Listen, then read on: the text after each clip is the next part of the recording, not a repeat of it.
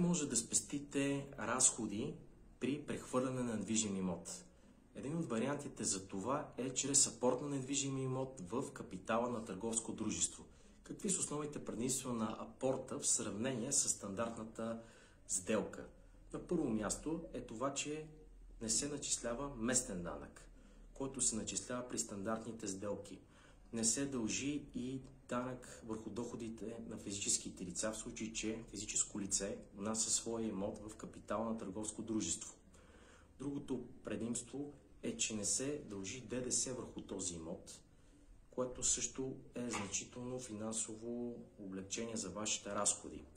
Освен това, нотариалните такси, които се дължат при изповядване на този тип сделка, са сравнително по-ниски от тези, които ще се дължат при стандартна сделка за покупко-продажба на недвижим имот.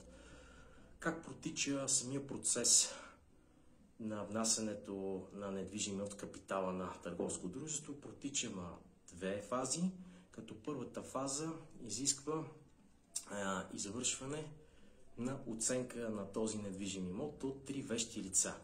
След като тази оценка на недвижим имот бъде извършена, се започва инициира процес на вписване на увеличението на капитала на дружеството чрез този недвижим имот в търговски регистър и финалната права е вписването в служба по вписванията.